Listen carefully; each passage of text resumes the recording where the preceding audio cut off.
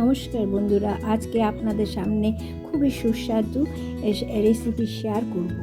এটি প্রথমে একটা বোলের মধ্যে জল নিলাম, তারপরে 2 চামচ ইস্ট, তারপরে চিনি, 1 চামচ নুন নিয়ে তারপরে আস্তে আস্তে ময়দা ঢালতে থাকলাম। 1 কাপের বেশিও লেগে যেতে পারে, যতক্ষণ না জলটা কিন্তু খুব সফট হবে। হাতে হয়তো লেগে যাবে ময়দাটা, তাও মেখে যেতে হবে। তারপরে এরকম সফট একটা ডো হবে। তারপরে তেল দিয়ে ওটা একটা পাত্র দিয়ে ঢেকে রেখে দিতে হবে। এবার পিৎজা সস করতে হবে। পিৎজা সসটা প্রথমে একটা কড়াইয়ের মধ্যে তেল নিলাম। তেল নিয়ে প্রথমে রসুন কুচি, পেঁয়াজ কুচি দিয়ে বেশ একটু ভাজা ভাজা করতে হবে। ভাজা ভাজা হয়ে গেলে মিক্সিতে টমেটো পেস্টটা ঢেলে দিতে হবে।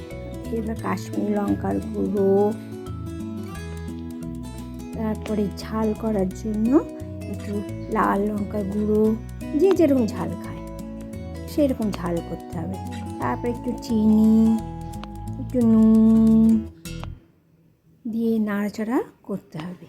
এবার লেবুর রস, শেষে আবার একটু সোয়া সস দিয়ে এই সসটি নামিয়ে ফেলতে হবে। এবার আবার একটা পাত্রে তেল নিয়ে আগে থেকে চিকেনগুলোকে নুন, তারপরে একটু ভিনিগার আর গোলমরিচে মেখে রাখা সেটি এবার কড়াইয়ের মধ্যে দিয়ে ভাজতে হবে। জল বেরোবে, ওই জলেতে এটি ভাজা হয়ে যাবে। ভেজে ওটা বেশ জলটা যখন শুকিয়ে যাবে, তারপর ওটাকে আর একটা জায়গায় নামিয়ে নিয়ে এবার ওটাকে রেখে দিতে হবে। এবার ময়দাটাকে ভালো করে মতে নিতে হবে। মতে নেওয়ার পরে ওটা একটা পিৎজার একটা বাটি, একটা যেটাতে বসানো হবে সেটার মধ্যে যে যেরকম গোলও করা যায় চোখো সেইভাবে পেতে নিয়ে তার মধ্যে যা যা দেওয়ার সব কিছু সাজিয়ে দিতে হবে। দিয়ে এইবার ওর মধ্যে ওটিজিতে অন্তত 20 মিনিট রেখে তারপরে সার্ভ করতে হবে।